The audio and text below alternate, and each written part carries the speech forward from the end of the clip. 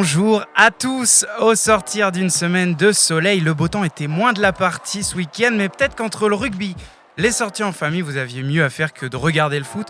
Je peux comprendre. Allez, on embarque pour votre séance de rattrapage sur Radio Laser au Café des Footix. Cette semaine, le traditionnel festival des plantades en Europe. Rennes fait plutôt bonne figure contre Paris et le derby du sud de Rennes.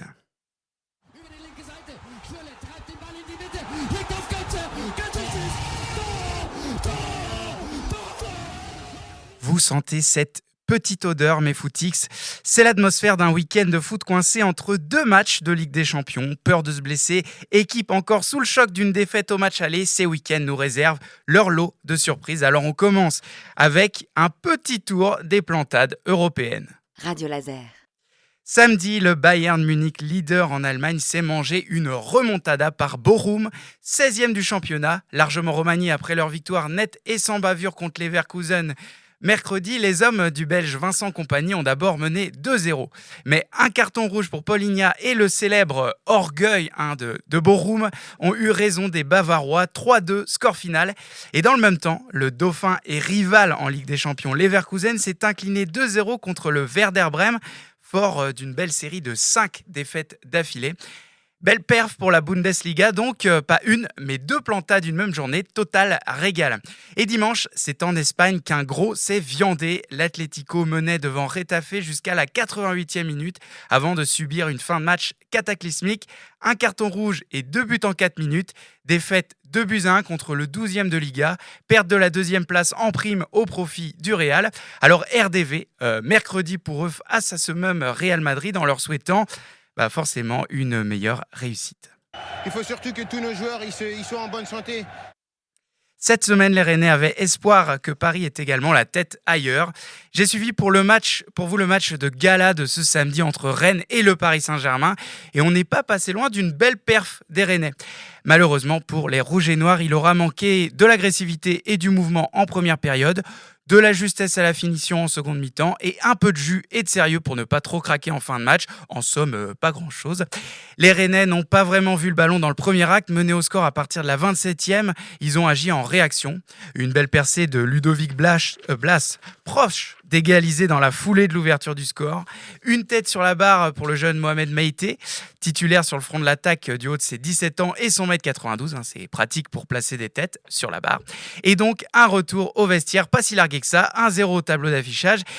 Deuxième mi-temps, Désiré Doué nous offre une passe lumineuse pour Barcola. La défense est percée. Il n'a plus qu'à servir Ramos sur un plateau. 2-0.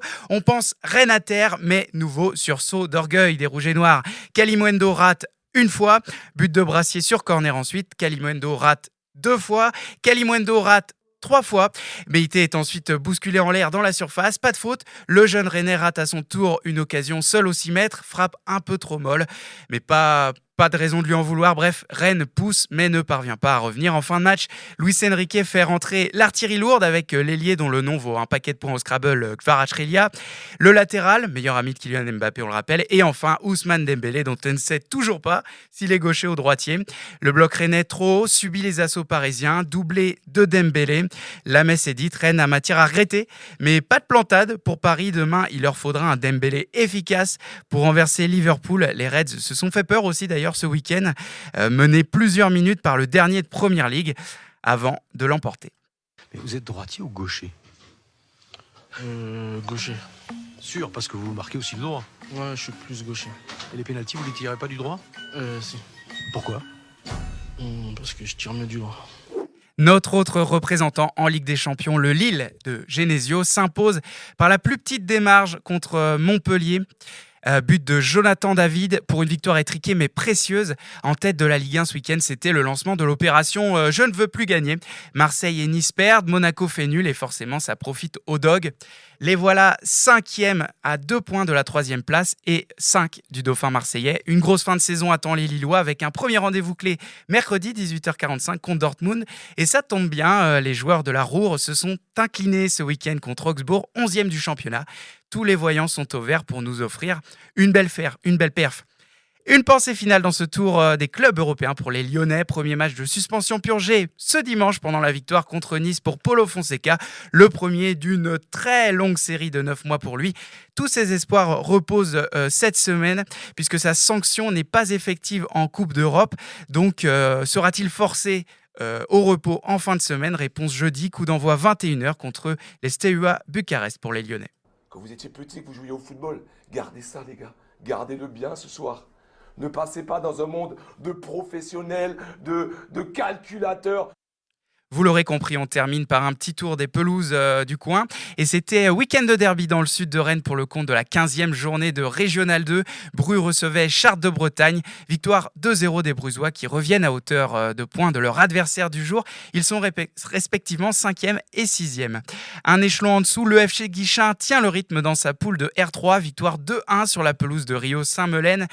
Deuxième victoire consécutive, bravo à eux. Et on termine avec la courte victoire de l'US Bel-Air en D1.